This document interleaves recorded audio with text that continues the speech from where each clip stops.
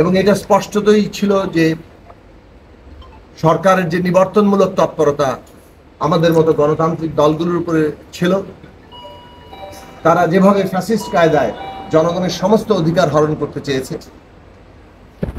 সেই একইভাবে তারা রাজনৈতিক দলও যাতে বিকশিত হতে না পারে, নানাভাবে তাকে সংকুচিত করে রাখা যায়, সেইটার অংশ হিসেবেই গণসংহতি আন্দোলন নিবন্ধনকে আটকে রেখেছে। আমরা দেখেছি কিভাবে বছরের পর বছর ধরে বিভিন্ন জেলায়, থানায়, অঞ্চলে আমরা যখন কাজ করতে গিয়েছি, নিবন্ধন নেই এই অজুহাতে পুলিশ অনুমতি দেয় না, আমরা অফিস ভাড়া নিতে পারি না, নানাভাবে আমাদের নেতাকর্মীদের হয়রানি করা হয়েছে এবং এই চাপটা তারা সৃষ্টি করে রেখেছে। সবশেষে যখন আমরা আদালতে আবারও শরণাপন্ন হই যে আদালতের নির্দেশ নির্বাচন কমিশন মান্য করছে না, সেই চিঠি আমরা দিয়েছি। এইরকম একটি খবর পাওয়া মাত্রই পরবর্তীকালে যে নতুন নির্বাচন কমিশন এসেছিল কাজী হাবিবুল আওয়ালের নেতৃত্বে,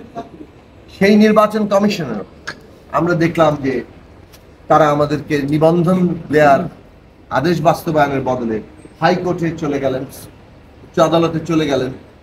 এবং সেখানে আপিল বিভাগের চেম্বার জাজের কাছে গিয়ে হাইকোর্টের যে আমাদের পক্ষে যে আদেশ সেটা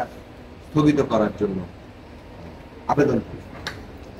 তার ফলে আরেকবার আমরা একটা আইনি প্রক্রিয়ার মধ্যে আমাদের 5ই আগস্ট ফ্যাসিস্ট সরকারের পতনের পরে আমরা উচ্চ আদালতে আবেদন করেছি আমাদের আপিল শুনানির জন্য। ইতিমধ্যে নির্বাচন কমিশনকে আমরা জানিয়েছি যে আপনারা কি আপিল চালিয়ে যেতে আগ্রহী, অথবা আপনারা যদি আগ্রহী না হন তাহলে আপনারা আপিল উইথড্র করতে পারেন। আমরা দেখলাম সর্বশেষ নির্বাচন কমিশন এই সিদ্ধান্ত তারা নিয়েছে যে তারা এই আপিল চালিয়ে যেতে আগ্রহী নন।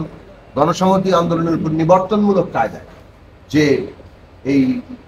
নিবন্ধনটা আটকে রাখা হয়েছিল সেটা অবশেষে নির্বাচন কমিশন নিবন্ধন দেওয়ার জন্য সিদ্ধান্ত গ্রহণ করেছে এবং সম্প্রতি বিজ্ঞাপন দিয়ে সেই সময়সীমার সমস্ত বিধি মেনে আজকে তারা আমাদেরকে এই নিবন্ধন করবে। আমরা মাথাল মার্কায়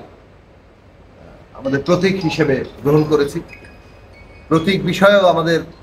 একটা অবস্থান ছিল যে প্রতীক যেভাবে নির্দিষ্ট করা হয়েছে এই নির্বাচন কমিশনের আইনের মধ্যে, তার মধ্যে আমাদেরকে বাছাই করতে হয়েছে। আমরা মনে করি এইসব আইনগুলো পরিবর্তন করা দরকার, পুরো নিবন্ধন বিধিমালায় পরিবর্তন করা, কারণ এই যে রাজনৈতিক দল নিবন্ধনের যে আইন এবং বিধি তৈরি করা হয়েছে সেটা বাংলাদেশের যে জনগণের গণতান্ত্রিক অধিকার সেই অধিকারকে ক্ষুণ্ণ করে এবং রাজনৈতিক দল গড়ে তোলার যে অধিকার সেই অধিকারকেও ক্ষুণ্ণ করে। ফলে নিবন্ধন আইন পরিবর্তন করা, তাকে একেবারে সহজ করে তোলা এবং প্রতীককে অবারিত করা, যাতে করে রাজনৈতিক দল তার নিজের পছন্দ মতো প্রতীক বাছাই করতে পারে এবং সেই প্রতীক গ্রহণ করতে পারে, সেই প্রস্তাব করতে পারে, সেই বিষয়টি সেখানে যুক্ত করার জন্য আমরা ইতিমধ্যে কথা বলেছি। আমরা এই বিষয়গুলো নিয়ে আগামীতেও আমাদের দাবি দেওয়া এবং আন্দোলন